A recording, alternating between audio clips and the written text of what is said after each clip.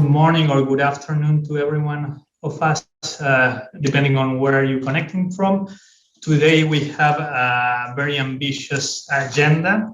Our Smart Interactive talk is on accountancy education in the public sector, good examples of curricula, online courses, and learning tools.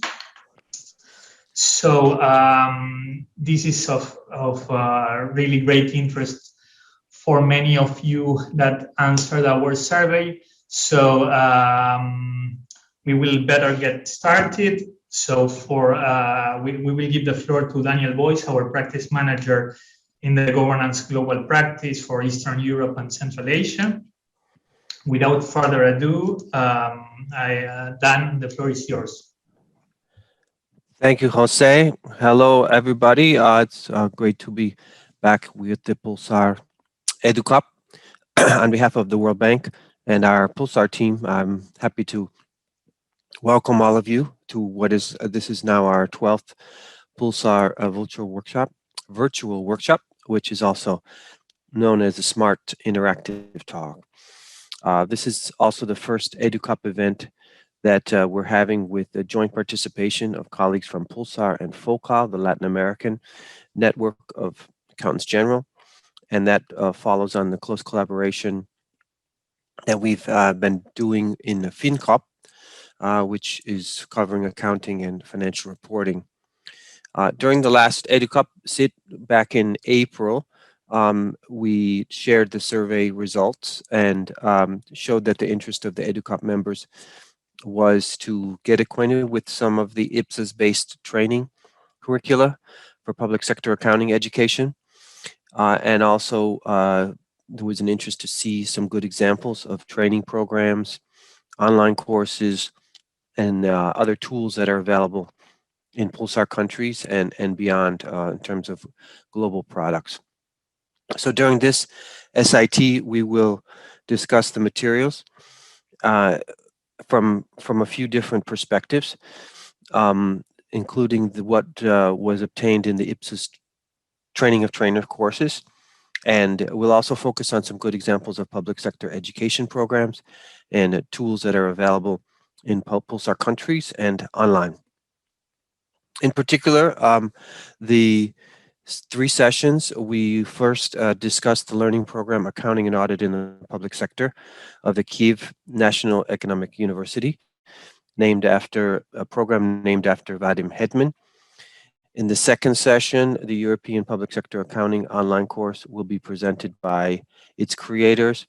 And in the third part of the event, we'll hear from our colleagues from PwC, who will present an online learning tool that they have recently developed, IPSAS in a Box, which could be an interesting option for PULSAR and FOCAL countries. We hope that presenting and discussing these different options and modes of public sector accounting education will be beneficial for all participants as you look around and try to identify the best tools for your countries that can help with the training of the staff in your government or others in the government who may benefit from knowing more about public sector accounting and especially IPSAS-based public sector accounting. Otherwise, we hope that you'll enjoy the event, and I'm looking forward to seeing you in our next PULSAR webinars. And I go back to Jose to continue with the proceedings. Thank you. Thank you very much, Dan. And now to start with the first session, I will pass on the microphone to Natalia Konovalenko, who is a member of our EduCop team and who will lead the session 1 on good examples of curricula in a public sector accounting education. Natalia, the floor is yours.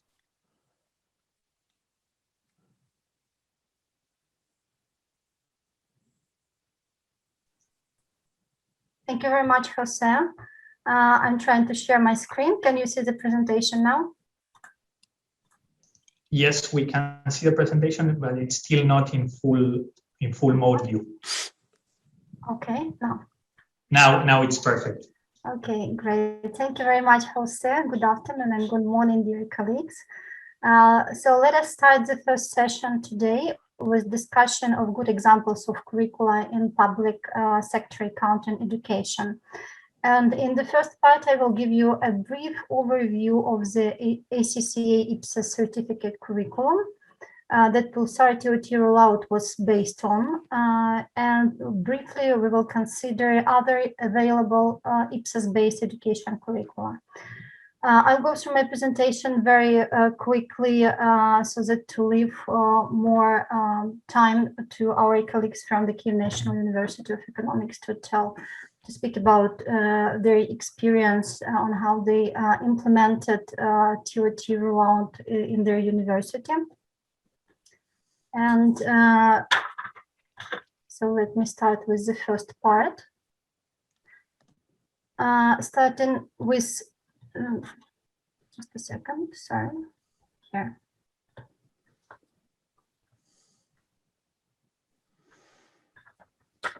So starting with the IPSAS ToT rollout, it was conducted in 2019 and 2020, beginning of 2020. And the Train of Trainers course was based on the ACCA Certificate in International Public Sector Accounting Standards, which is also known as IPSAS ToT, and you see the link to it. So basically, this course was specifically developed to learn to help learners meet challenges of implementing IPSAS by way of discussion, accrual basis IPSAS on standard by standard basis, guiding how to use IPSAS in practice, and explaining differences between cash basis and accrual basis, and providing an overview of how this set of standards are used around the world. So the course is structured around 10 modules. Each of them is focusing on a specific aspect of IPSAS or on a group of related standards. And these modules are, you can see them on the screen. I will not list all of them. I'm pretty much sure that you are well familiar with this curricula, which with this course and with its curricula, which is basically maybe considered as the module 1 for the courses particularly dedicated to international accounting standards in public sector. So those of you who participated in the online course received an access to learning materials that comprised the learning materials themselves, and as well as tests and quizzes. And these are the key materials of the course, and some of you still have an access to them. This set of materials is protected from copying or downloading. So basically, learners may only work with these materials while they have an access to the ACCA online course. So we encourage those of you who still have an access to these materials to make a maximum use of them in scaling up of your IPSAS-based training in your relevant countries. And one of such examples of scaling up we will see in the second part of this session. In addition to learning materials which are available online, participants of face-to-face sessions received additional set of materials that were specifically developed by ACCA for this Train of Trainers course. And these materials, this additional set of materials included PowerPoint presentation on all 10 modules, which basically presented a condensed data from the online learning materials. And it also contains a course program, a practice tests, practice exercises, additional assessment with solutions, and a trainer guide.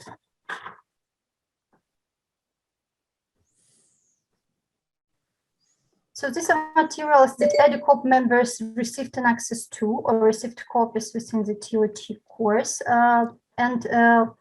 What are the other alternatives or accounting qualifications suggested by recognized accounting education providers, professional organizations like ACCA, ICAEW, and other, being particularly focused on IPSAS. And when we were looking for such courses, we couldn't find many of them.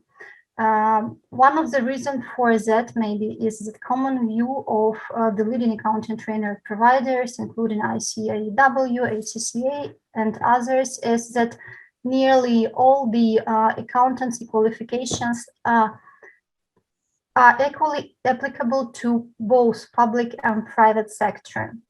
And like there are no specific qualification for accounting in banking, even so financial statements of banks are completely or significantly different from financial statements in other sectors.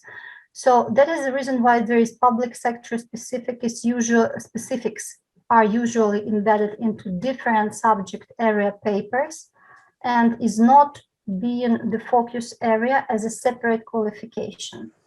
But still, there are some qualifications available, and CFRR is one of the leading institution suggesting such a qualification at CFRR states for a Chartered Institute of Public Finance and Accountancy.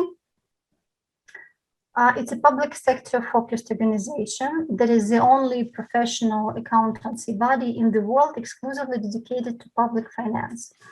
And on the website of CFRR, you may find 3 IPSAS-based qualifications. One of them is professional accountancy qualification, CFRR PQ, International Public Finance Management professional qualification, and qualifications in IPSAS, including CFRR diploma and CFRR certificate. CFRR certificate is more introductory to IPSAS, and IPSAS diploma is more providing more broad explanation of the standards, and its curricula is very similar to the ACCA IPSAS cert.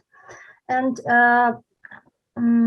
reflecting on your earlier request to provide an overview or access to the module curricula which are based on IPSAS, you may refer to the CFRR website. The curricula available on all these 3 qualifications are downloadable from the website, and they contain a very detailed outline of each of these courses suggested.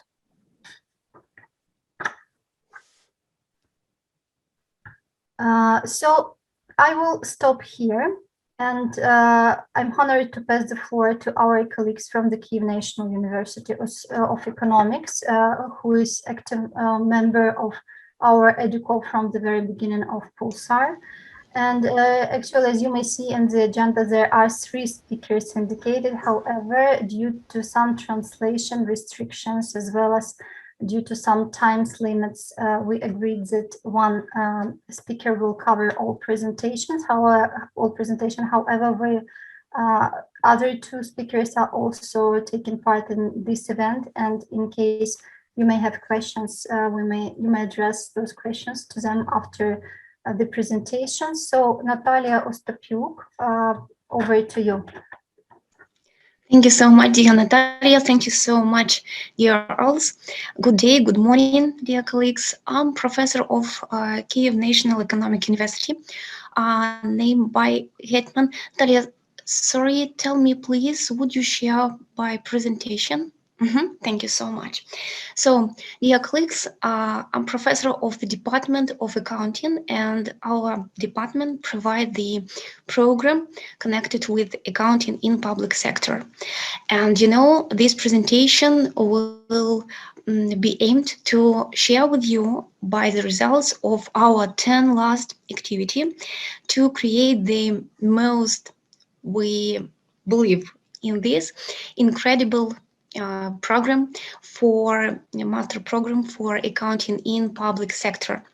So the story begins some years ago, but in 2019 we decided to create a separated master program in public sector accounting, and from the 2019 we have separated master program in public sector accounting. About my presentation, I will share. Yes, Natalia? Yes, Natalia, just a second. I'm trying to share the presentation, but cannot see it among the options. Give me a second, please. I see, but I can provide it myself, so it will be comfortable for me. Okay, that's okay. Mhm. Yes. Okay. Well. So I will be talking. Well, certainly, why we believe that our program is the best in Ukraine, and it's really maybe comfortable for employers, for graduates, because we try to meet all the needs of employers, of the another universities and institute, which are entities of public sector. So now we can say that our program has not many students, but we have more than 30 graduates, which are employed in public sector entities. And when we are talking about our program, we really, Natalia, it will be third slide already. Okay, third slide. Okay, thank you. And we really proud that our graduates are employed because we use our professional communication skills and our activity not only at the university, but in another association and organization. And for example, the head of our faculty who leads us to program, Professor Nikolai Bondar. He is member of different association in Ministry of Education and Science and Ministry of Finance, and we try to do the best to employ our graduates. Next slide, please. Next slide, please. And now we try to do best to maybe encourage another students to become our students of that program. Why not in bachelor level, but magister level? Because in Ukraine, we have more entities in private sector, so more demanded students and professionals are in private sector. But our program is really particular because in another universities we had master programs which connected with management in public sector, but not accountant. And we believe that, next slide please, program goals and our mission of this program help us to provide the best result of that. Natalia, please, next slide. Next slide, please. Okay. And the next one, please. Program mission, we're proud that we created it. And our next future employees we have on this slide. And next slide, please, because I would like to present the structure of the curriculum of this program. Why? Because we try to combine all necessary courses to create all the skills which are needed for accountants in our public sector. We discussed about this with different ministers, with different employers, with other colleagues in the scientific field, but we can present you our courses of this program. Please, next slide.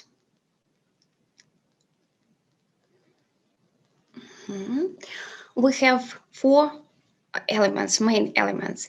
General training cycle, it's theoretical, most theoretical knowledges, vocational training cycle, elective component, and practical training. And they are in defined order, and it's really effective to get some skills which really necessary for employers. Please, next slide.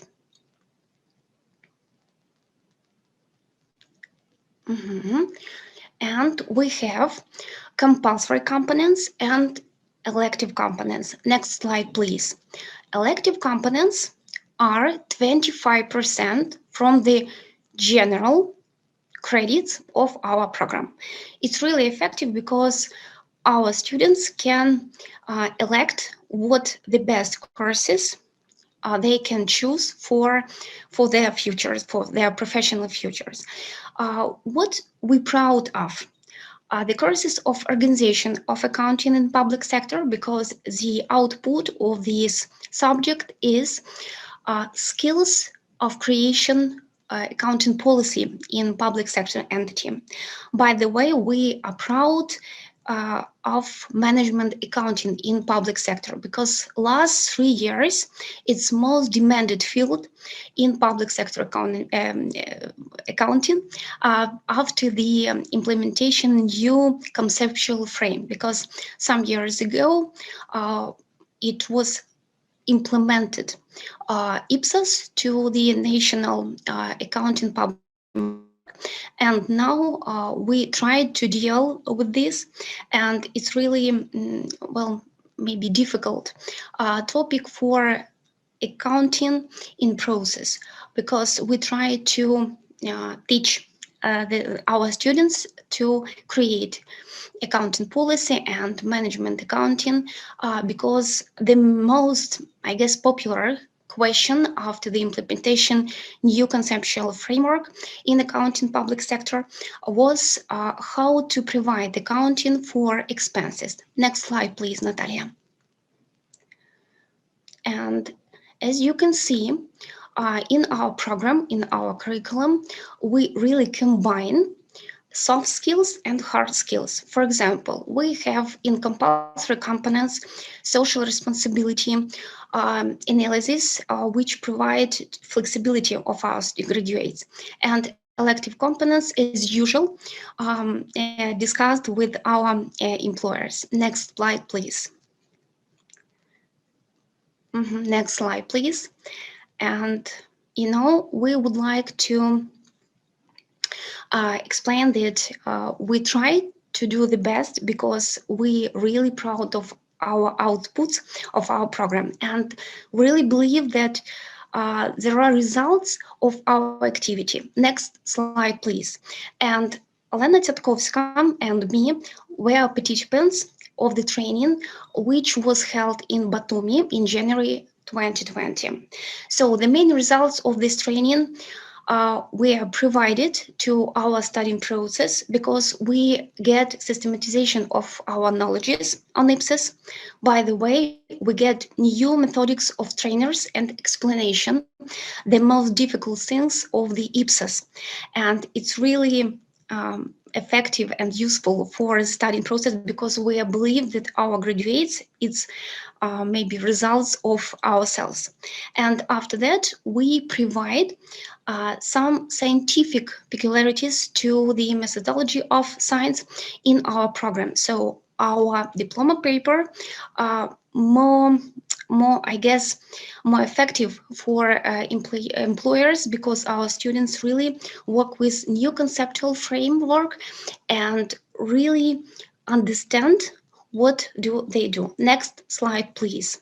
And I would like to appreciate all the organizers of the PULSAR, because during this training in Batumi, we were prepared to the exam of the ACCA certification. Why? Because during 5 days, we had theoretical basis of IPSAS. We had more, I guess not more, but many assignments, practical assignments, according to IPSAS. And after that, we had several tests, and we really were prepared to the certification of the ACCA. The main outputs which we provided in studying process in our program of public sector accounting, you can see in the slides. What we improved in the key points is we improved methodology of explanation. We improved methodology of the preparing assignments for the practice and lectures. And by the way, we prepare the order of disclosing the elements of managerial accounting according to peculiarities of the IPSAS.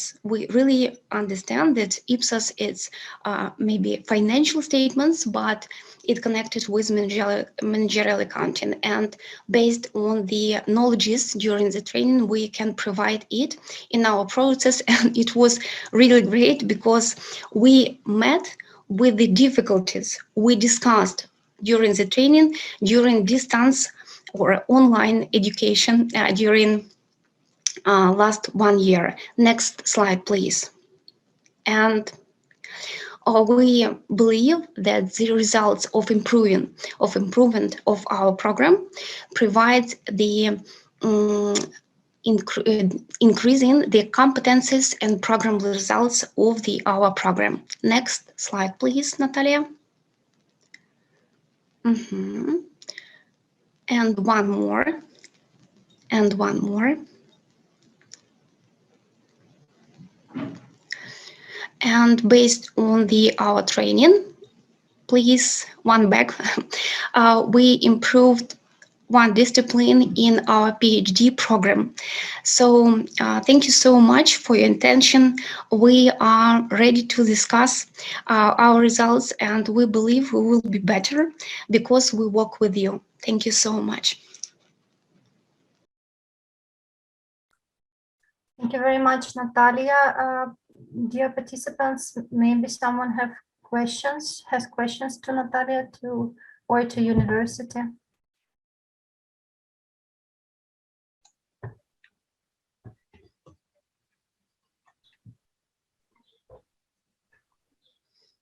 Okay, I think there are no questions so far. I do have a quick question. I would like to thank both of you for the presentation. I just wanted to find out how for example, the Ministry of Finance perceives the courses you're providing on public sector accounting education at master's level. Yeah. Thank you so much. Thank you. Our Dean, Professor Mykola Bondar, he is participant of this meeting. He's a member of Methodology Council of Ministry of Finance of Ukraine. So as usual, Professor Bondar discussed with us the maybe new fields of all new needed fields from public sector economy after this council. So we try to communicate with the head of the methodological council and try to discuss our program with them, because we really believe that without Ministry of Finance, we really can't provide effective program. So I guess it's permanent activity, because the methodology council every month so we discuss it in our faculty and add something new to our curriculum. Thank you.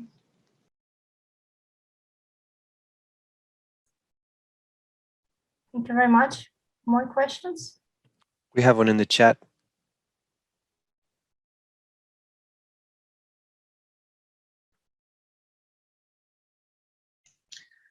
Natalia, I saw the question in the chat is from Cynthia Catota.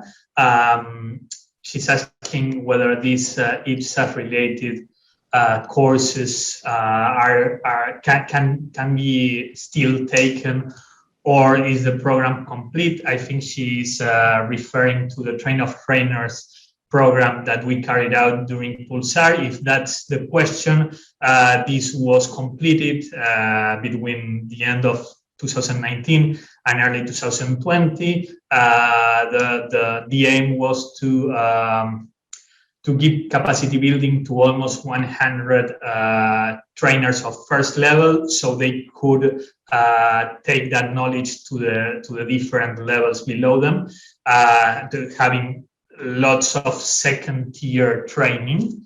It was developed in English, and that's also one of the limitations that we found, and we also will speak about that in other today also. That's the response for Cynthia. I don't know if Patrick, you would like to add anything else to that? No, that's perfect. Thank you. Thank you very much. Jose, I had the same question for Natalia in terms of the languages. I don't know if it was said in the presentation, but I didn't notice if this program is in English or in Ukrainian. Thank you so much. This program is in Ukrainian, but at the same time, we have another program in English in our faculty. But in the curriculum of the program is compulsory element is business English. So every knowledge, professional hard skills, our students get in Ukrainian, but business languages, based on the last, last two discussion with students were held in April and May. Our students are really, enjoy the business English in our faculty. So we provide special hard skills in English only in separated master program, but in public sector, just in Ukrainian, but using business English, our students have a chance to, increasing their knowledges and have a chance to certify in IPSAS, because the training in Batumi was held in Russian, because we had participants from the different countries, but Russian language countries. But certification in the platform of ACCA, we held in English. So English is like popular tool in our Ukraine. Thank you. Yes, and also we have a question on the chat asking to have more IPSAS courses in other languages, as for example Spanish. That's also part of the reasons why today we will address the issue with showing which other tools are available in other languages. But it's not an easy task. Normally, it's because of the demand that it's not so high. There's no much possibilities of having translated courses in languages that are not English. So we are facing also that, and we hear you, and whenever we have the chance, we try to address this. We have one participant online who wants to ask a question, Diana Su. Not sure if she wants to put the question on the chat, or maybe Irma, if we can give her microphone and video, he can do it online. She can do it in person, let's say, alive. I think she removed the hand, so I don't think, maybe it was just erroneous thing. Okay, so back to Natalia then.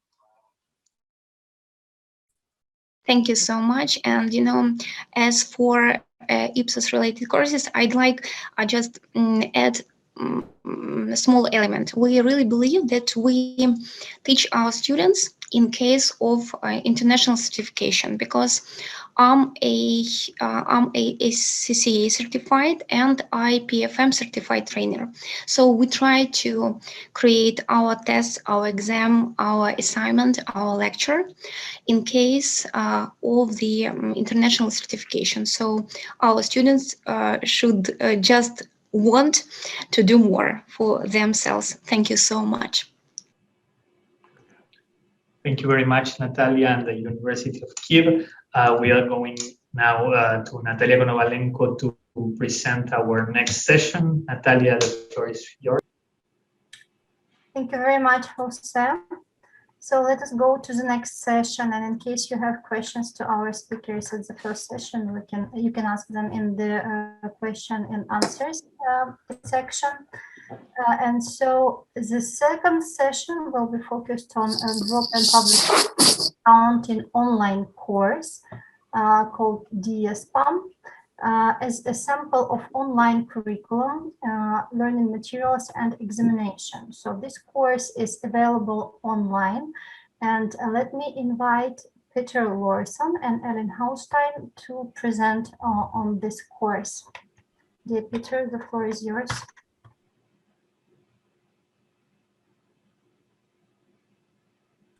You're muted.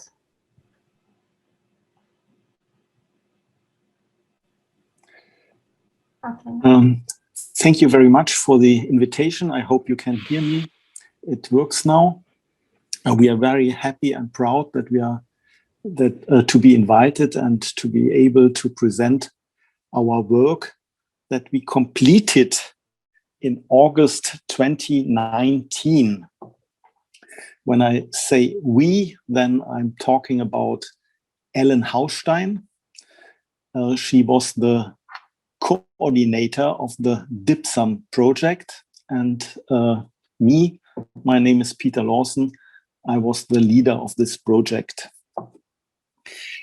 We are going to present the outcomes of our project. It was an Erasmus Plus project funded by the European Union, and it ended with an online course, open access, and a textbook available also for free of charge, open access. And we are going to present all those details in the following section. So the outcome of this DIPSAM project are in English language too. So that's a restriction, and we can discuss on it later on. And first of all, I want to explain to you what DIPSAM means and who was involved in this project. DIPSAM means developing and implementing European public sector accounting modules. So what we had to do was to develop and to implement modules on public sector accounting in Europe. So there is a misunderstanding. Sometimes we don't have a module here on IPSAS, European Public Sector Accounting. Standards as such do not exist up to now. So we provide information about the state of the art and recent development of public sector accounting as it is in practice in member states of the European Union at the time being, and the project ended in August 2019, as I mentioned yet. And you see at the very end that we have two intellectual outputs. We have videos, so we have a lecture course, an online course, and a complementary textbook. The consortium consisted of representatives from 5 universities all over Europe with different accounting traditions in the public sector. We have, first of all, on the top, we have Andy Wynne, a lecturer. He was a lecturer at the University of Leicester. Then we have Professor Susanna George. She is working at the University of Coimbra. We engaged also with Lasse Uolasvirta, a professor at the University of Tampere in Finland. And from Austria, we had 2 colleagues engaged, Professor Hilgers and Lisa Schmidhuber from the University of Linz in Austria. And the lead partners, you see them in the middle on the right side, are Ellen Haustein and me. So I'm not sure why my name is written there in bold letters and Ellen's not. So this is a slight mistake. We had to highlight Ellen's name as well. So, and everyone put in his personal idea about public sector accounting. And I want to emphasize that Andy Wynne is someone who is not really in favor of accrual accounting. So he strongly argued against accrual accounting and presented some ideas about cash accounting in the public sector, which is also included in our modules, in our videos, and in our textbook. On the following slide, you see the outline of this presentation. It is structured like this, that I'm going to show you some details on the modules, and then Ellen will continue with some ideas about the lecture materials, and we will see there also some examples of the videos when I'm right orientated and informed. And what is missing here at the end, of course, we will have a Q&A session. You will be able to ask questions, and I hope we will be able to answer them so that you are satisfied to your satisfaction. So first of all, we had to go to the topic, public sector accounting. What does it mean? And we had to make our mind up how we could structure our modules, and this will be disclosed at the following slide. We see there the structure of the modules. We structured them like this. You see it in the first column, that we wanted to present some motivation. Then we want to highlight how public sector accounting developed, really the history of public sector accounting, starting in the year 5000 before Christ in China, for example. We want to go through accounting theory. We discuss harmonization challenges, and then we have a focus on IPSAS. So you see, from this point of view, you see we don't focus only on IPSAS. We have a broader perspective. We present also different ideas of public sector accounting, and we continue then with the consolidated accounts. Those are also the ideas we are going to present. They are also mainly IPSAS based, especially the lecture 13 with the consolidation methods, where we present then examples, also booking examples, consolidation examples are mainly IPSAS based. And at the very end, we have a harmonization perspective, public sector future challenges, an outlook on IPSAS. And you have to consider the fact that we ended with this module, with this project in 2019, and we worked on it for 3 years. And when we started, we thought to be able to give a real outlook on what will be IPSAS. But as you know, IPSAS is not in place yet. It's not, you cannot see how it will be. The standards are not really developed or disclosed, published as exposure draft or final standards or something like that. So there are more general ideas about IPSAS.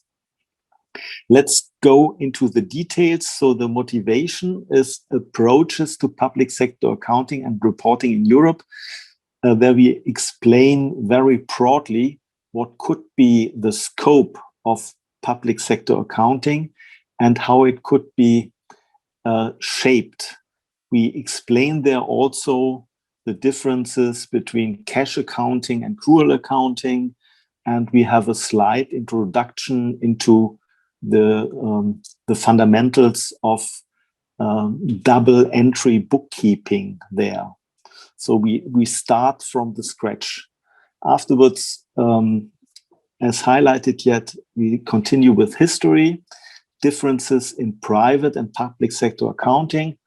This is also very interesting for students or persons that are interested in public sector accounting. What are the real differences?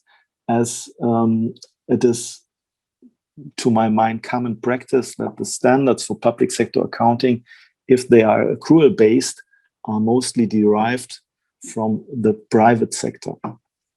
Then in theory, we present ideas how budgets could be made up, how budgetary accounting could be made up, and what alternative frameworks could exist in the public sector, and which accounting principles are relevant for the public sector. Then we have harmonization challenges. We see there are different things.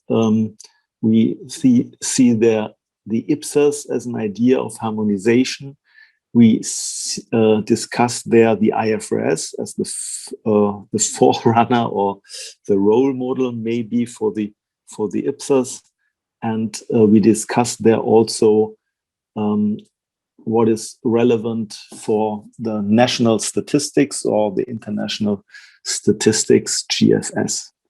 And then we have this focus on IPSAS. It's a slide, a small IPSAS curriculum, history, spread, and use.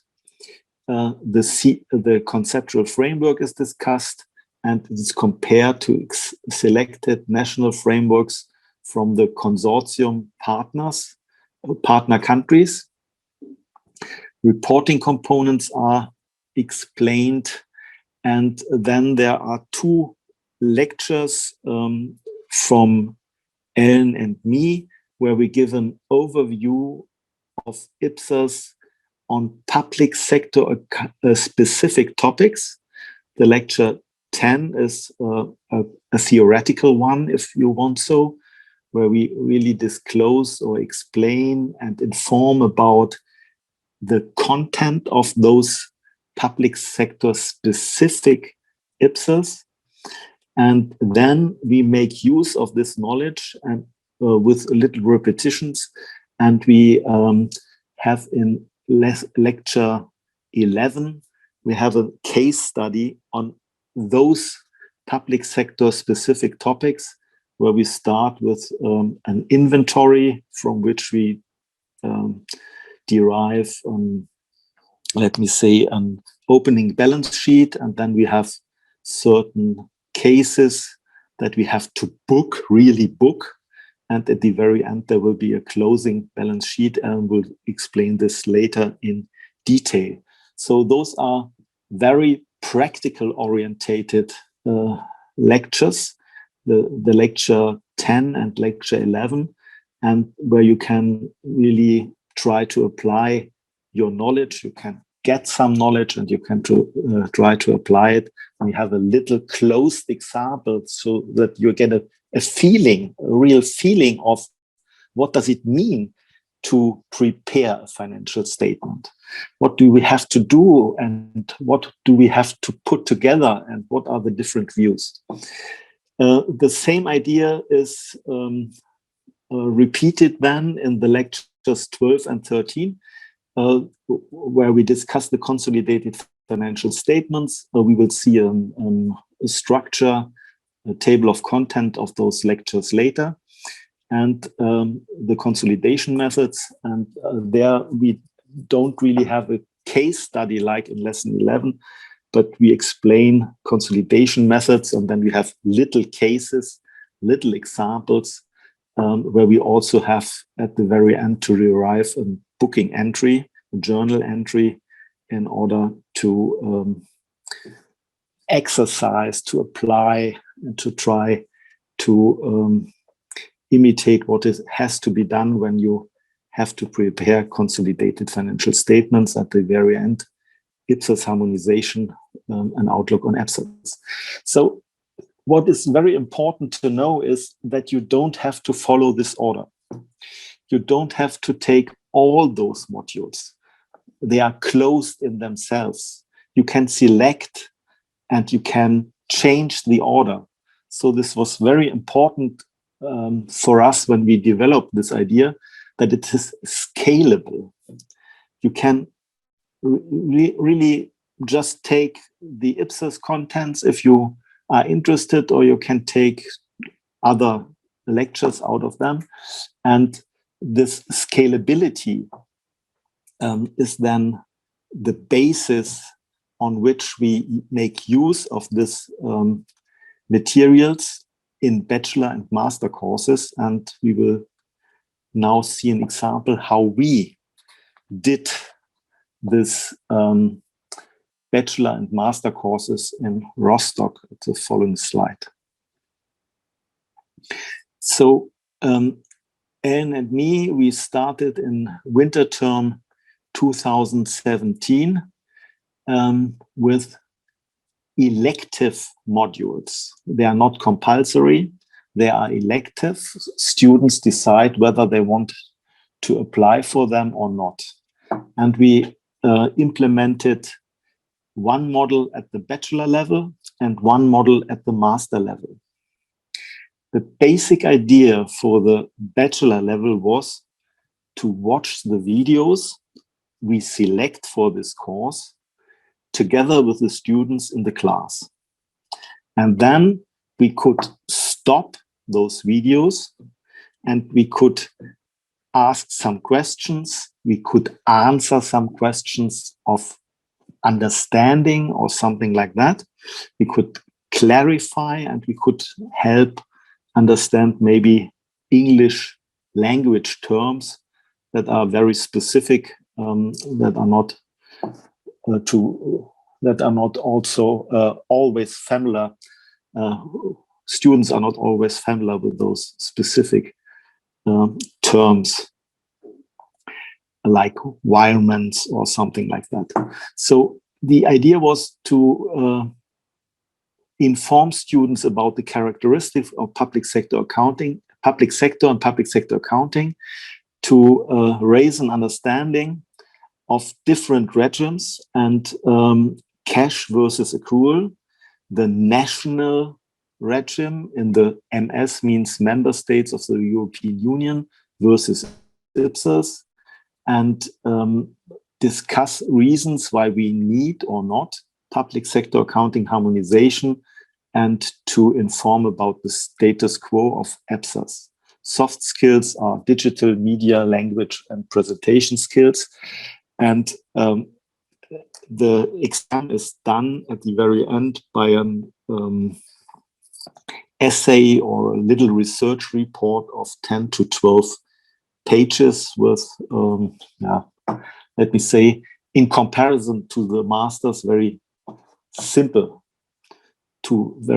topics. With the masters, the basic idea was the following: to have an inverted classroom. This means the masters have a very high workload. They have to watch the videos at home. Then they come into the class and we discuss on the videos. So we can clarify questions of understanding as well.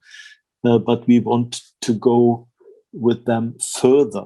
We want to reflect on topics, on standards, on the way that we design, for example, the accounting in certain fields of accounting.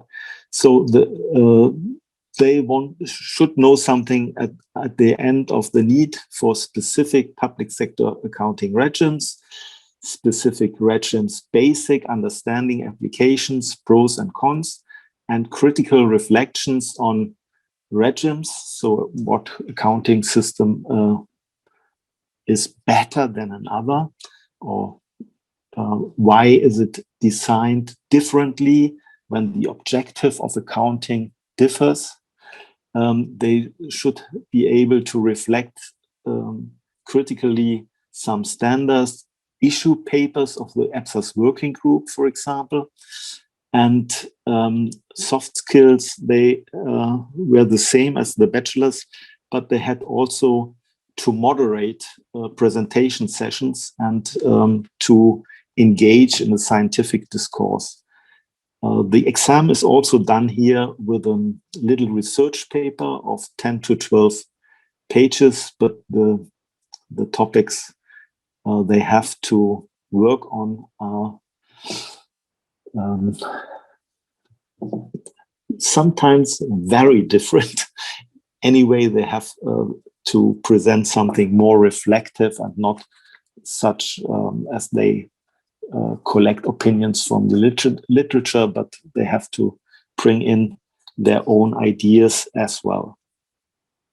So the workload in each of these bachelors in our module descriptions is 180 hours, and this equals to the 6 ECTS you see there. And as mentioned, we run this course up to now 4 times, always in winter, but now we are going to change due to guest professors that are engaged in winter term with English courses, that we switch with those models to the summer term in 2022. And that's it for now as idea about the modules. And Anne is going to continue now with the lecture materials.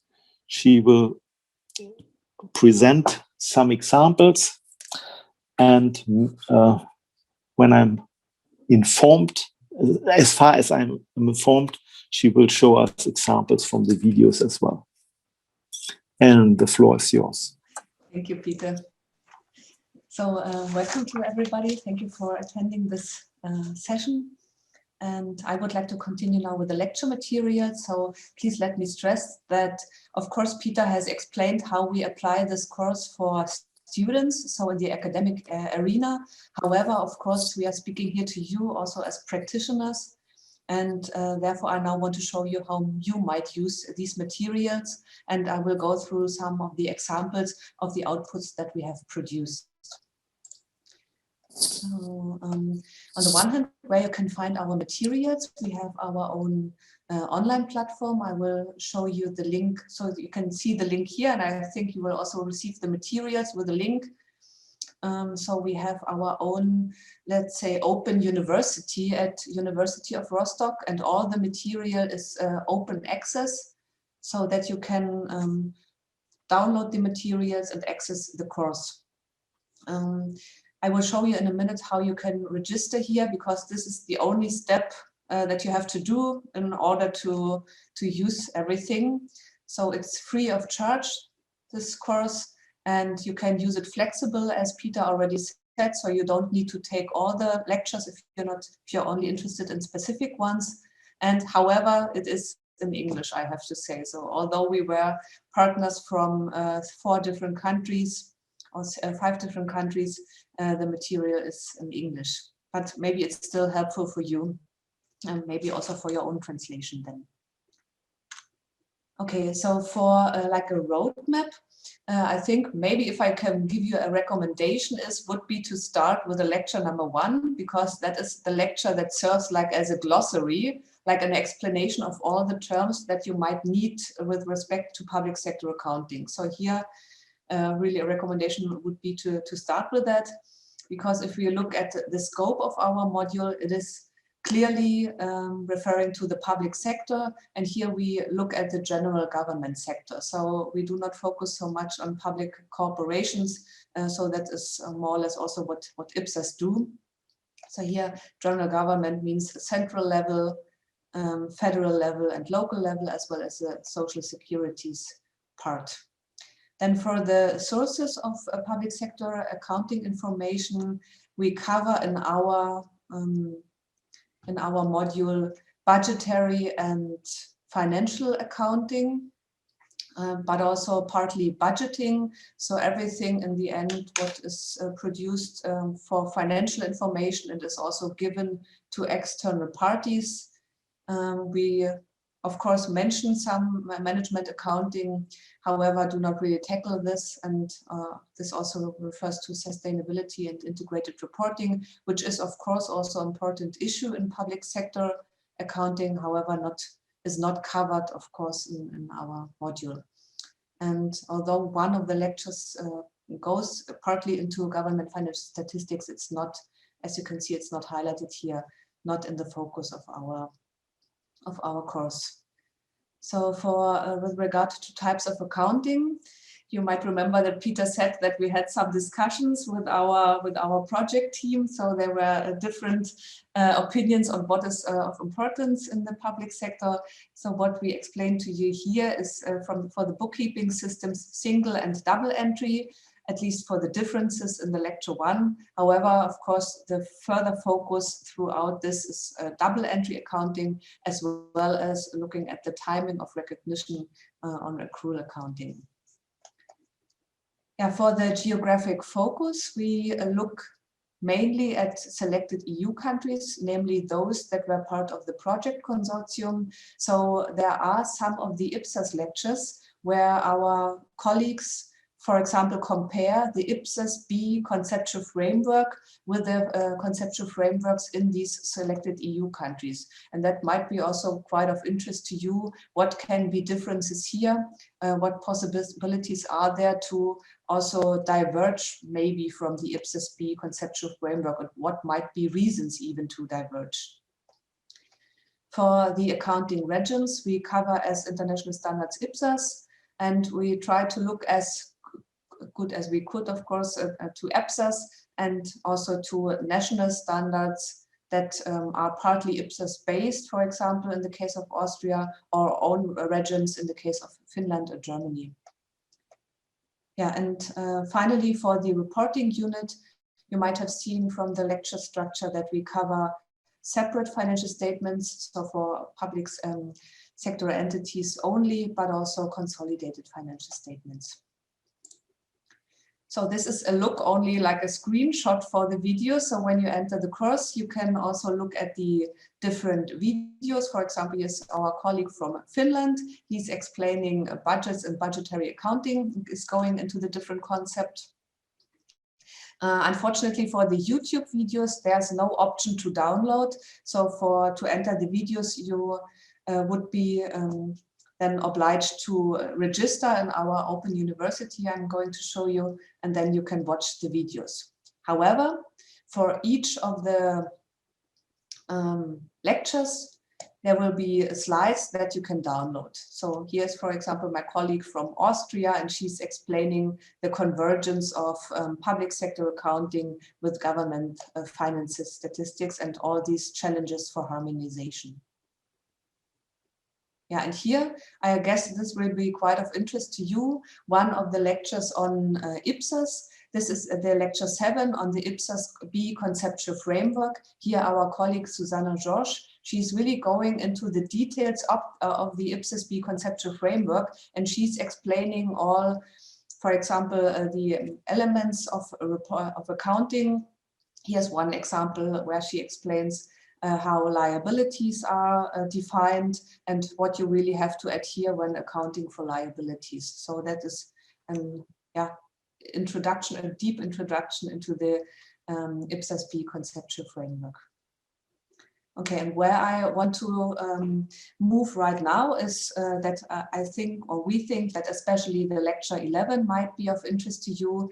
We offer here a case study for you. So the aim is that together with the students or the user, we resolve real life public sector specific accounting cases. That means that we have created a case of a municipality and we go through different accounting issues. And these are explained by using the IPSAS standards. So which standard has to be used? How are the definitions? What does apply? Which method for measurement, for example, has to be used? So that we really work with you together with the pronouncements of the IPSAS B. And here specifically, we have a focus on IPSAS that are of high relevance for the public sector or are public sector specific. And that means on the one hand, IPSAS 16, property, plant and equipment is in the focus. Then that is, of course, a peculiarity of the public sector to deal with non-exchange transactions. So IPSAS 23 is used here. and also service concession arrangements. There is no IFRS equivalent for this. IPSAS 32 is also dealt with in this case study. And what we are doing is that we really go through the respective accounting entries with you, and we set up the booking records, accounting records, and the final balance sheet will be set up. So, but now let us take a look at this one. So this is, I hope you can see now my browser. You can enter it quite easily. I can do it in the chat later on also. Via deepsam.uni-rostock.de. You can enter the project homepage. I put it in the chat later on. Here you can enter on the one hand, if you click on the first link, the link to the Offene University, our open university, and also Peter will tell you that we have a textbook. You can also enter the textbook here. And once you click on this open university course, you can find it here. So as I said, it's free for use for you. And the only barrier might be that the registration partly is if you click here to register. I think that is quite well understandable also. It is in German, so there are only few words in German, so that we have, if you scroll down here, you have like a explanation on how you can go through this procedure. So if you click here, you get information, and then where is it?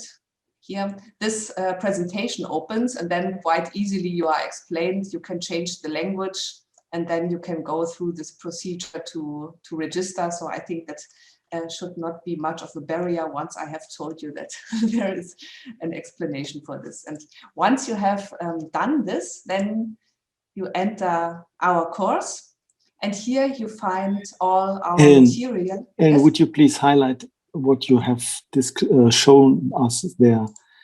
You need nothing to leave but your name and your email address, and you have to set a password. Nothing else has to be done. Yes. It's very, very simple, basic. Yeah. Excuse me. Okay.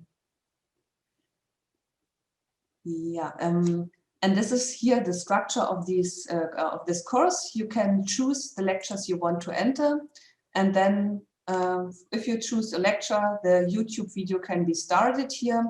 I will do not so right now, but you can find here, for example, slides, which you can go through. It can open then, and you also find a link exactly to the textbook chapter then. And what we thought might be of highest relevance for you then is especially the parts on the IPSAS. And here we have the case study, for example, and you can really go through this on your own. So what we have prepared is case study material for training. And this is shown here, so that you really have like a blank sheet where we go through all the transactions. Sorry, I have to go through this. So this is the introductory case where we start with even an opening balance sheet. And then you are asked, for example, as a first step to assign positions to the balance sheet for these different items, for example, and then you set up the opening balance sheet. And from this we start, we explain every single step, and so we show you the solutions also in the video. And from this, we start with different transactions. For example, here, the purchase of assets. We give you information about how this situation is. And then we go through you have different tasks to be completed.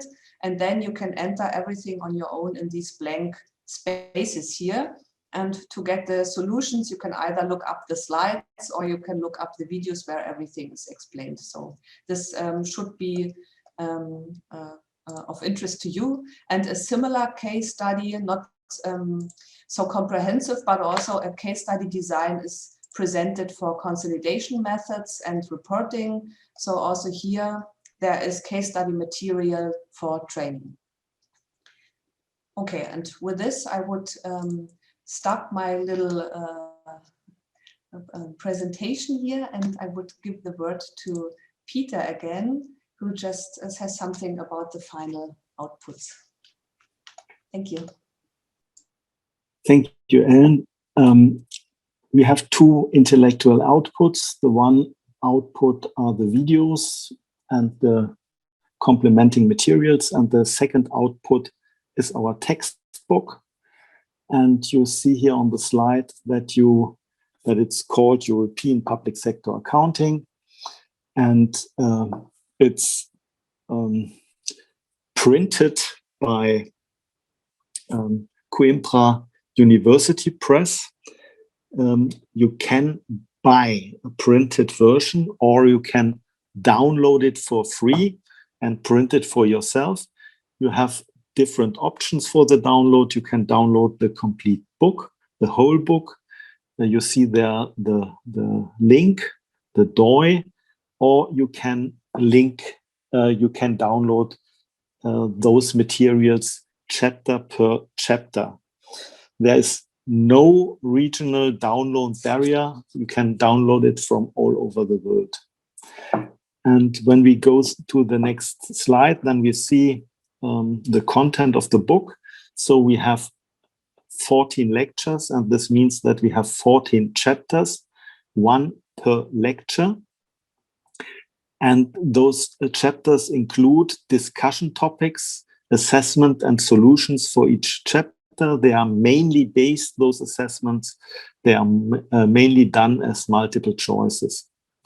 But we have additional chapters. We have a chapter 0, that's the chapter introduction, and we have a chapter conclusion, and we have a chapter glossary.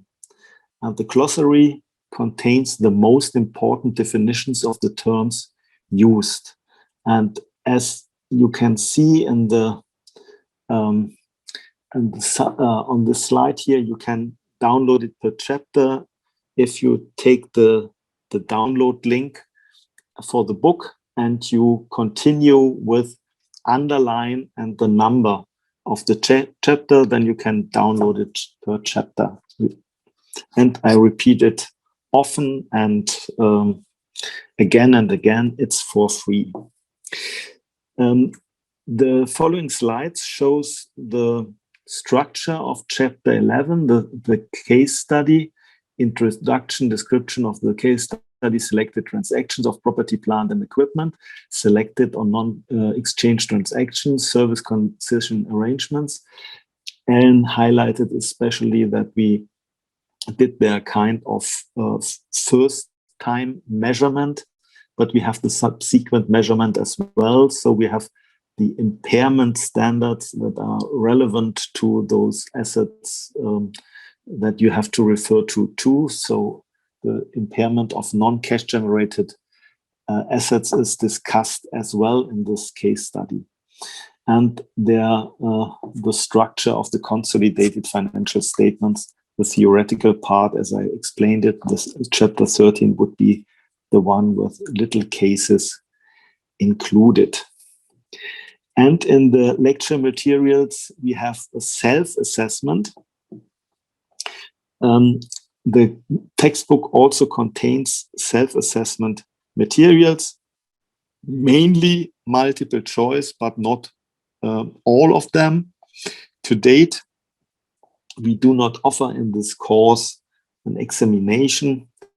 You cannot receive, let me say, an official certificate that you did this course up to now, and the self-assessment can be completed when you look up the questions and answers at the end of each lecture slide. The book contains also assessment questions and solutions. And you see on the right hand that those questions are not always in a way that you have just to tick, but sometimes you have to calculate something. And this was everything that we wanted to present to you up to now. That's all from our side so far, and we are looking forward to your questions. Thank you very much.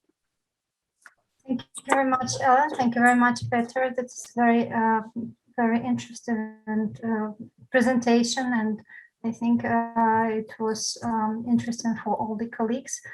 Dear participants who have questions, please, you may either post them in the question answers box or in chat box, or raise your hand, and if you want to voice, you can do it live.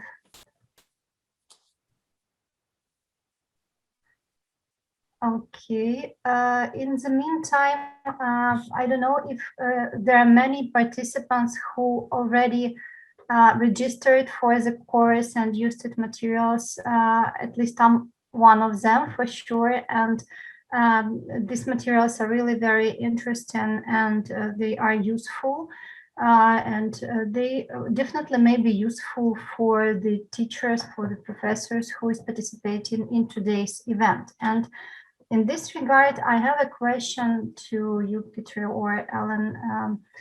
In case any university or other professors would like to use materials of this program when they are teaching these disciplines, do they need something from the universities, or there should be sort of agreements, or did you think about it, about extending this course to other countries except for those 5 countries that are already took part in development of this course? So the answer is quite easy. Anyone who is interested can use it. So there is no restriction at all. Thank you very much. So any university may use those materials with providing relevant references to this. Any private person, any organization, any university. What we planned to do, what we didn't achieve, was that we tried to have some joint classes with different universities when we are in the classroom, and we have the big screen there, and we had the idea of discussing the videos together, but the lecture terms were so different, and the time frames of our colleagues, that we didn't achieve in having a joint class. But this could be done also if there are representatives, interested persons, professors from different countries that are cooperating together. Then they could run also the course together in a joint class, in a virtual joint class. This is one of the ideas that can be realized as well. Thank you very much, Peter. And one more question is, of course, about languages. It's available in English only so far. Did you plan translation into other languages? No, we didn't plan any translation into other languages. And to my mind, it's very useful to have it in English. So I am not very interested in learning about IPSAS and reading the original standards in another language than English. So sometimes the translations are very different. And when you want to get familiar with those terms, and especially if you are interested in international accounting, like IPSAS, then it's useful to have it in English. I would frankly highlight a certain further limitation of our course. So no translation into other languages are planned. So the problem up to now is that what you have seen also from Ellen is that the lecture material was up to date at the end of August 2019.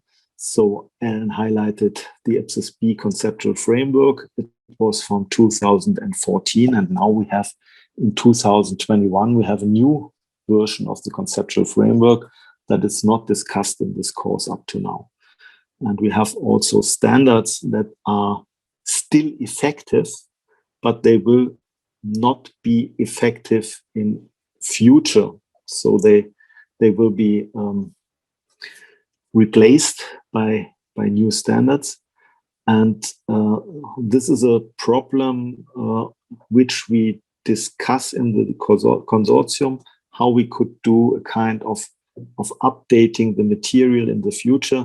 But we didn't decide on this up to now because we don't have any funding for it, and it would be you need resources to do this. You need especially a lot of time and maybe kind of personal capacity support in doing this, and therefore we are still under discussion, but we didn't have any concrete plan up to now to update the material. One idea would also be to contact Coimbra University Press and ask for them whether we could update maybe the textbook per chapter. But this has not, those are general ideas up to now. There's no concrete action in this direction at this point in time. Thank you very much, Peter. Thanks, Natalia. Thanks, Helen. So now we're gonna go to our third presentation of the day. Our colleagues Patrice Schumesh and Bernhard Schatz from PricewaterhouseCoopers will present the IPSAS in the box tool. So Patrice, the floor is yours. Thank you very much, Jose. And I would invite my colleague Timmy to maybe start sharing your screen. Okay, so before starting, maybe a bit of an introductions about where we are coming from in designing this solution. So we are a team which globally, I would say, assist our colleagues in different countries working on IPSAS implementation, and we've been working on IPSAS implementation projects for nearly 20 years. Starting with the European Commission at the early 2000s, and then working with a number of international organizations and then governments a bit everywhere. And during those projects, one of the topics which always came top of the agenda was capacity building and training. So what we've done, we've took with us, I would say, a number of the conversations that we've had, and we've decided to design a solution which we believe meets most of the needs of public sector accountants, and which we believe as well is quite distinctive compared to what we can find on the market. So the solution that we have designed is called IPSAS in a box, because all the content, in fact, is included in different boxes. So you see here on the screen 6 boxes. The first 2 boxes are relating to the e-learning features of the solution. The next one in red is about the e-certification solution. The next 2 are about the knowledge management features, and the last one, tailored content. We will discuss it afterwards. So let's go immediately into the first one. So the first box is called IPSAS Standards and RPG. So in this one, we just highlight in a brief summary what are the main features of each standard. So you see here we started the conceptual framework. So you see it's quite short. It's not very long. It's just to give an outline. So a very brief summary for those who want to have a flavor of what the standard is saying.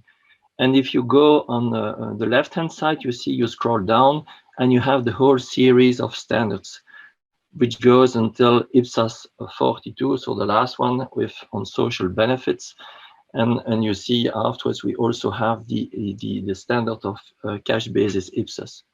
So we also have it for the RPG, so the recommended practice guidelines, which are not standards, but which are guidelines.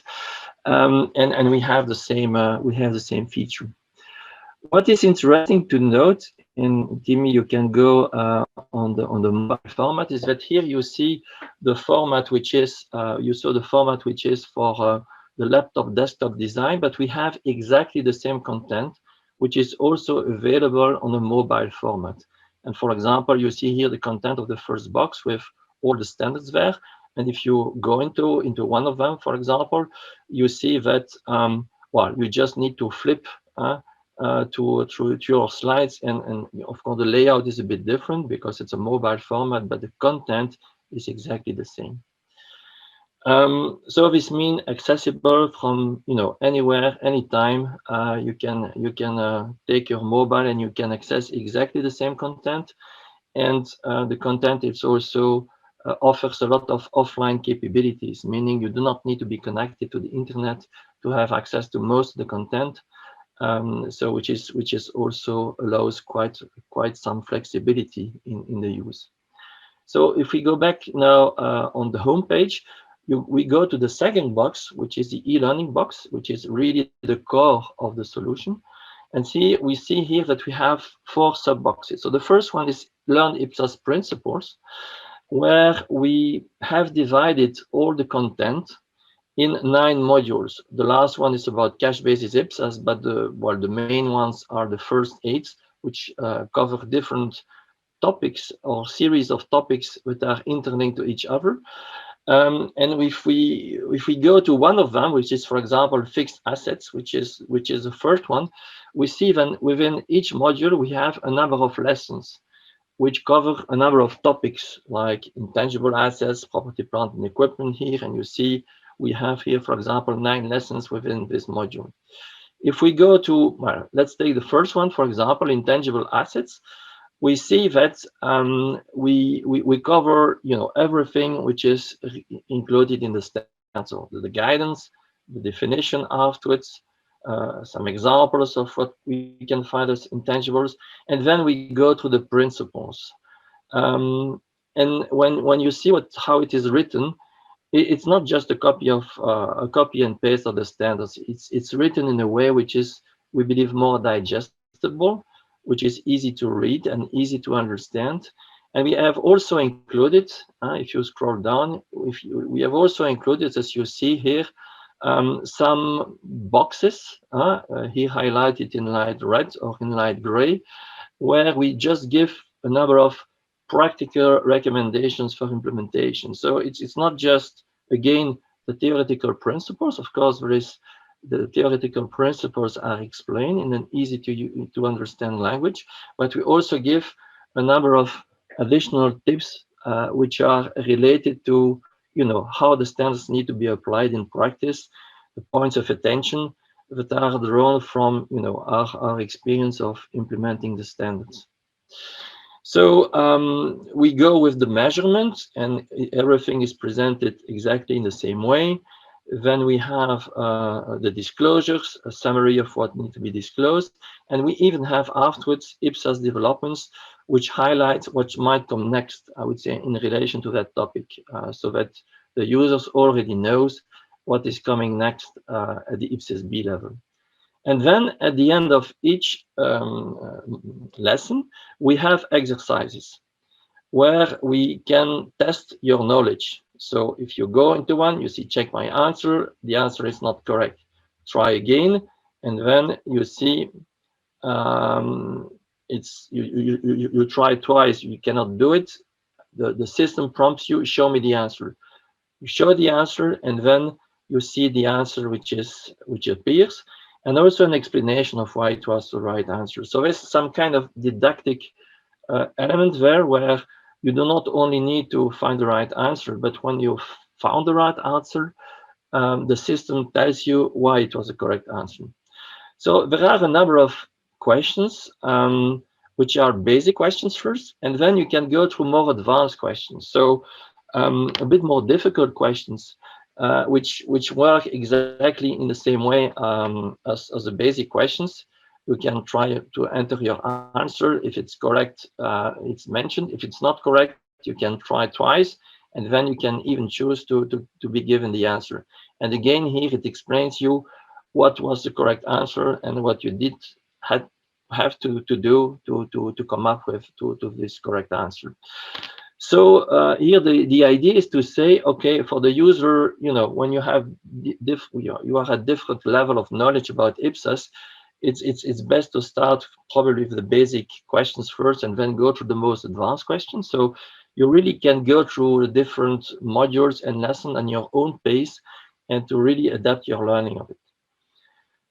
If you go to level ups, and again, one level up in the Learn IPSAS principle, so you see that for the different modules, you have the number of lessons which are included in each module. So module on presentation of financial statements, module on consolidation, module on financial instruments. So you have all the topics which are summarized into modules and lessons.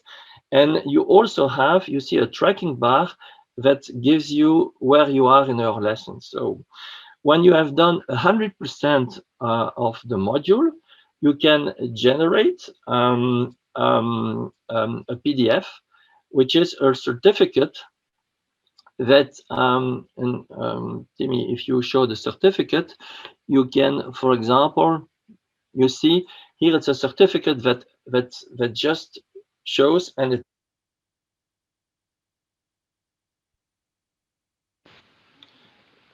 a certificate that attests that you have completed the module. So it can be very useful, for example, as part of your continuous development professional program, that you can show to your employer, to your institute, for example, that here, as an example, you have completed a module on first-time adoption, and you've spent 2.5 hours doing it.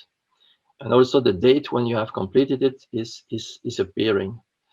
So very, very interesting. And also above you have the PwC logo, but if you want, we can adapt it, and you can put the logo of your government, you can put the logo of your local institute.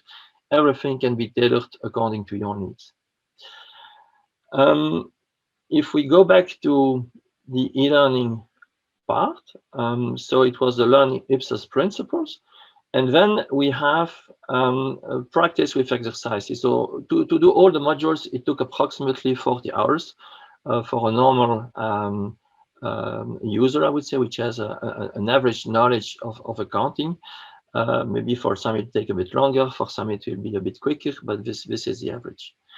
Now we have another subbox, which is about practice with exercises. So the exercises that you've seen at the end of each lessons, now those are categorized in another format, in 5 tests of 20 questions with basic questions, and then 5 tests of 20 questions, more advanced questions, again to enable the user to progress in their learning, starting with it is easy and then going gradually into what is more difficult. And the way it works is exactly the same as for, I would say, the rest. You just try. If the answer is not correct, it will tell it to you, and then you can prompt the answer and get the right answer and the reason why it is okay.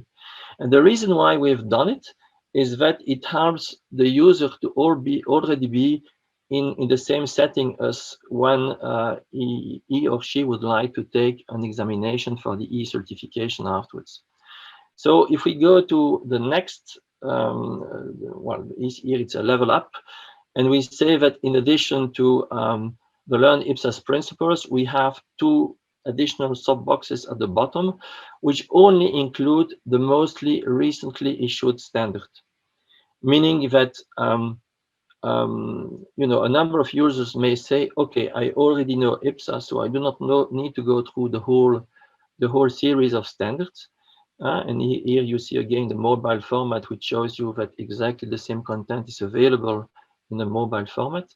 But exactly the same content is available, and you can go, if you want, only if you go 1 level up, you can only go through the modules which relate to the most recently issued standard. And of course, this will be updated all the time, because as time passes, a number of them will be taken out, and new standards appearing will appear there as well. And in addition to that, we also have additional exercises specifically on those, or little case studies on the application of those recently issued standards. If we go to the next box, which is the e-certification, we see that when you feel ready, so generally we give a 1-year subscription to it, and whenever you feel ready, you can start the assessment. So here, Timmy will not push on the button, otherwise she starts the assessments, but the questions that will appear are presented exactly in the same way as the exercises that we shown before. And you have 75 minutes, or an hour and a half, an hour and 15 minutes to go through 30 multiple choice questions. You have 3 attempts during a 1-year subscription period to do it, because it has to have a value. So it should not, it should not help allow users to go 10 times through the test. Otherwise, it means you have not learned, and maybe it has no value. So 3 attempts is probably a good balance. And the pass grade is 50%. If you succeed the exam, you can generate a certificate.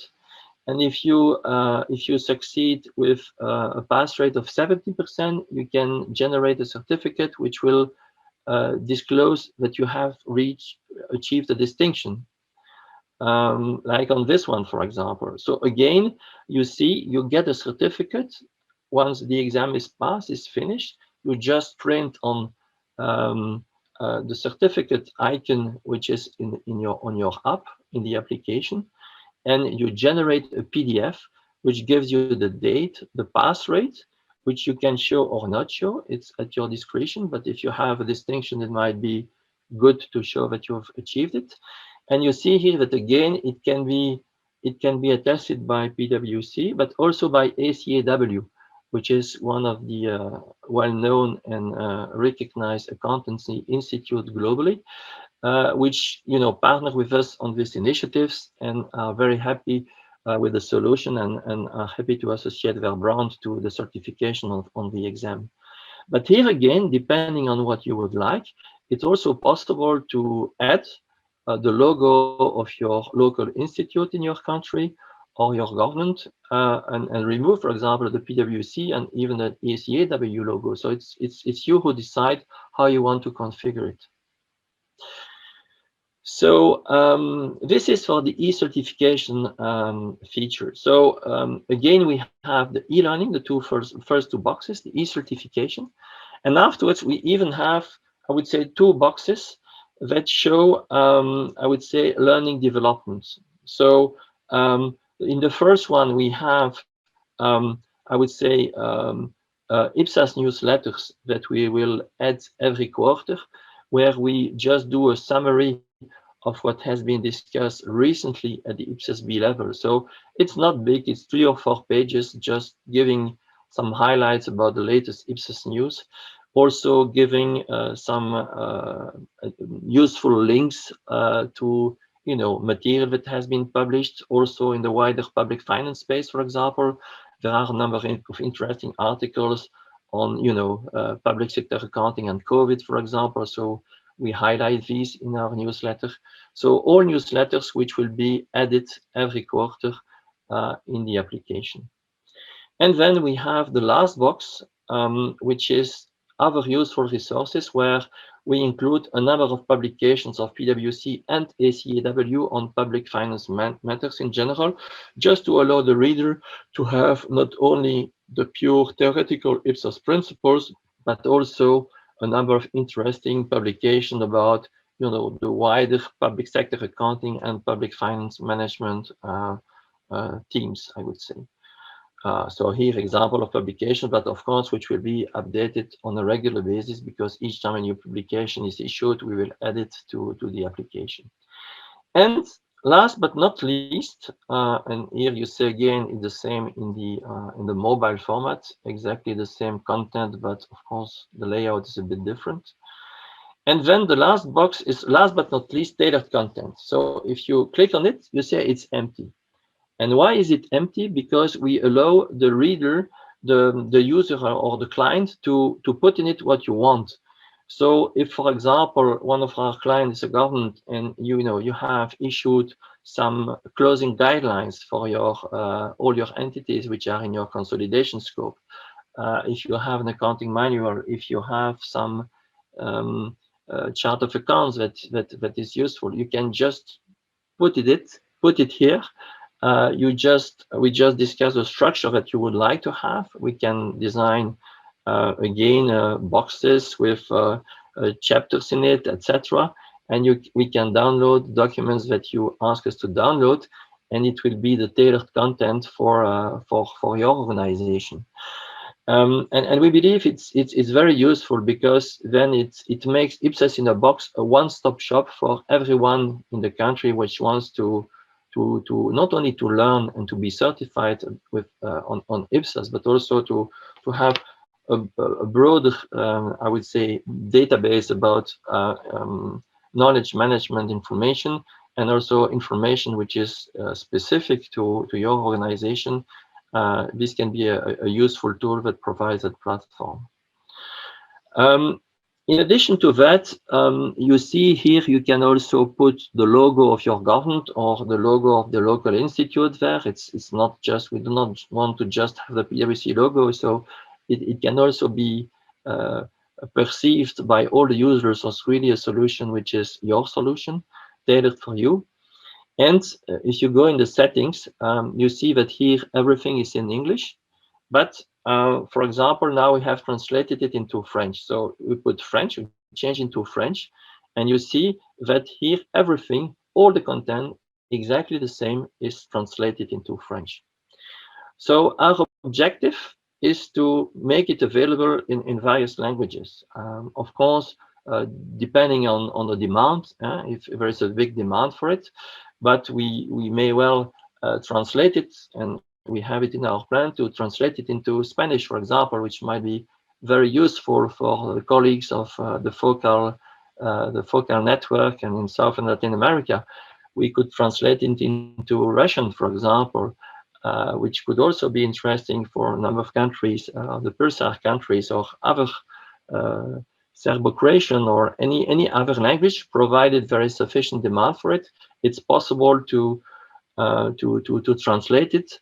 The solution is also supporting any alphabet, so it can be done in a very, very flexible way. So that's basically it. The other use case I wanted to highlight is that, of course, it's an e-learning tool. It can help you to organize also the certification in your country. But it is also knowledge management features, as you say, which can be, you can tailor it in different respects. But it can also be used as a very handy working tool in your day-to-day activities. For example, we at PwC, we use it on a regular basis. Instead of checking something in the standards itself, we just check the content of IPSAS in a box. It's much more easy to find back the information. And it can also, for example, if we talk of use cases, it could also be the foundation for developing an accounting manual, for example, because everything is here. The content is updated all the time. So you do not have the burden of updating all the material when you develop some courses or some accounting manual on a regular basis. All this is done automatically. The only thing you need to to care about is maybe to develop some specific examples tailored to your specific organization. But for the rest, the idea is to have a tool which is widely populated in different public sector organizations and countries, and which can provide, I would say, the foundation for having a consistent basis of disseminating and populating IPSAS across the country or across an organization. So the last thing I could say is that the tool, it has taken us 2 years to develop it. I maybe have said it already. The tool has been ready, has been put on the market after the last summer holidays. We've already had a number of demos with governments and international organizations, across the globe. And each time I would say, yeah, the discussions we had has been very, very positive. We already had a few thousand users that are using it and which are happy with it. And our idea is just now to make it now a bit more widely to if possible, engage into one-to-one discussions with, you know, a number of governments, etc. We are very, very happy to, you know, to have a 1 hour, for example, not only demo, but also to engage in the conversations, just to make sure to discuss how this could be applicable in your country, what are your needs, how it could be implemented if you are interested, of course, without any commitment. So this is something that we would offer with pleasure. I think I'm done, Jose and Natalia. It was the main, those were the main comments or features that we had like to present.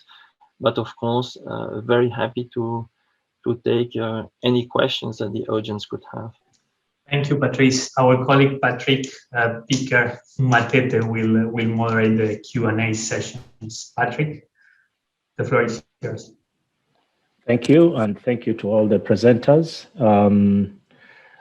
Please post your questions. I see there is one question, I think from could be Mexico in Spanish. Maybe Jose, you could. Yes. The first question from Juan Torres Garcia. But maybe before that, I would like to ask Patrice to talk about cost. Yes, that's right. That was exactly the question. So we are perfect. Okay. All right. Thank you. Okay. The question. So our plan was to use it to try to make a solution which is distinctive, and we would like to make it distinctive also in terms of pricing. So what we would offer is a price which is significantly lower than the other similar solutions that you can find on the market. I will maybe not give any fixed number here, because the number can also depend on the number of users. So as it is not less expensive than the traditional solutions, of course, what we aim at is to have quite a big number. So the idea is that the pricing can also decrease quite significantly if we reach a very high number of users. So that's why we would encourage participants to connect with us, and we would be happy to enter into discussions just to also talk about the pricing. But in terms of pricing, it's very much affordable. And again, we've discussed it with between 20 and 30 governments around the world, and all found that it was really affordable. So just please connect with us, and we can enter into this discussion about it. Okay, thank you.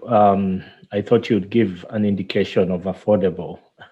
So indeed. Like half compared to the other courses that are available. Indeed. And it depends on the volume, and it can also depend on, we can also have multi-year discounts. So there are different possibilities on that as well.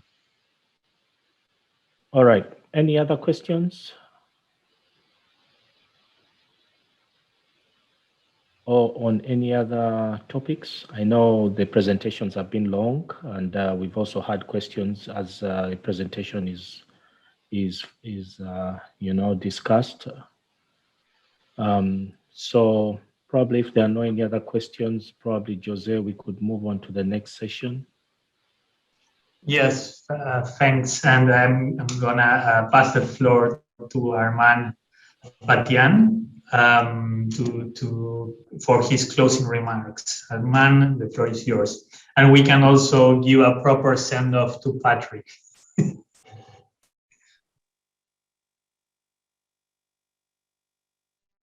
We cannot hear you, Armand. No.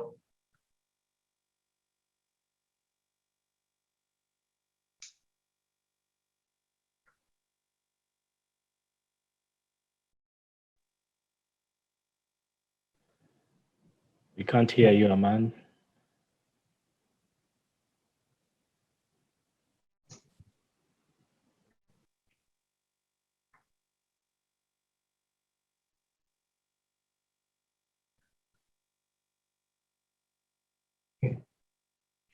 Armand is trying to fix the audio connection, but he's gonna fix it soon.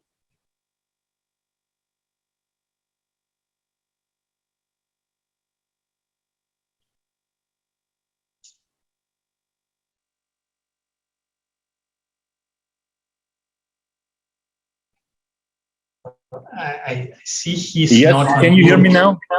Yes, perfect. Thanks, Armand. Okay, sorry for that.